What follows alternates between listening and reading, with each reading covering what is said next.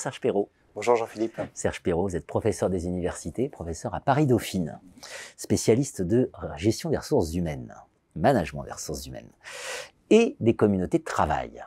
Rapport que vous avez coécrit avec Lionel Garot pour l'Observatoire de l'engagement. L'engagement, c'est le drame aujourd'hui. On a tous en tête le désengagement, le quiet quitting, etc. Donc, aidez-nous à comprendre cette question de l'engagement et ce rapport avec la communauté de travail. C'est quoi finalement une communauté de travail déjà? Alors, les communautés de travail, les communautés professionnelles, ça regroupe des choses très très différentes. On va avoir par exemple un réseau, on peut avoir des communautés de pratique, un groupe de réflexion, etc. Donc ça prend des formes très très différentes.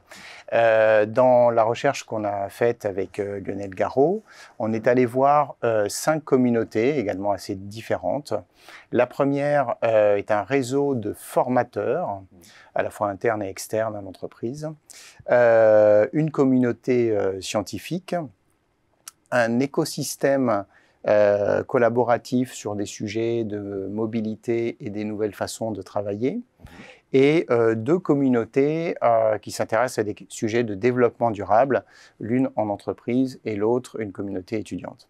Alors, question évidente, est-ce qu'il y a des leviers qu'on peut activer pour engager les membres d'une communauté? Oui, alors on a identifié à travers ces analyses inter-cas plusieurs leviers, on en a trouvé 8 principaux qui sont des ressorts de l'engagement dans ces communautés de travail. Alors le premier, c'est ce qu'on a appelé le deal avec la communauté. Si je prends l'exemple du réseau de formateurs, le deal est un engagement réciproque. C'est-à-dire que j'accepte les missions, je les fais de mon mieux, etc., en échange du fait qu'on m'en propose. Donc là, c'est plutôt un deal business, on va dire. Mais la notion de deal, elle peut recouvrir plein d'autres choses que des aspects business, évidemment, un réseau, soutien, idées, etc., etc. Le deuxième ressort qu'on a mis en évidence, c'est l'existence d'un projet collectif. Ça, typiquement, on l'a observé sur les communautés orientées développement durable. Donc, c'est clairement ce projet collectif qui est mobilisateur. Un troisième ressort, c'est l'identification. Par exemple, sur la communauté des formateurs, on a observé une forte identification à la marque qui est reconnue sur un marché, et donc faire partie de cette communauté de formateurs est forcément socialement valorisant. Également, un quatrième ressort qu'on a mis en évidence, c'est les valeurs et l'état d'esprit. Ça, c'était extrêmement prégnant lorsqu'on est allé voir cet écosystème, aussi parce qu'il correspond à un lieu physique. Et donc, il y a vraiment un vivre ensemble. Et c'est vraiment tous les acteurs, tous les membres de cette communauté faisaient vraiment référence à un état d'esprit très particulier qui aidait d'ailleurs à produire, entre guillemets, un deal de nature différente, qui est par conséquent du soutien, de l'entraide, du réseau, du partenariat, etc. Beaucoup plus psychologique. Absolument. Il y a également la gouvernance. Et si je reprends l'exemple de l'écosystème, c'était une gouvernance extrêmement autogérée, c'est une autogouvernance.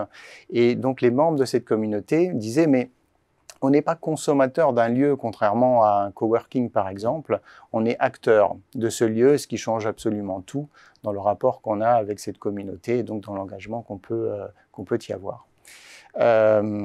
Autre ressort identifié, c'est le degré d'ouverture à l'externe de cette communauté. Alors ça passe par des interactions avec l'externe, mais ça passe aussi par des règles d'admission de l'externe dans ces communautés-là. Par exemple, sur la communauté de formateurs, le fait que l'ouverture soit assez faible, ou en tout cas bien maîtrisée, et renforcer l'identification. N'entre pas qui veut. Et donc, il y a un système de rites et de barrières à l'entrée qui contribue aussi à renforcer le ressort précédent. Une forme de fierté aussi de devenir membre. C'est ça, exactement.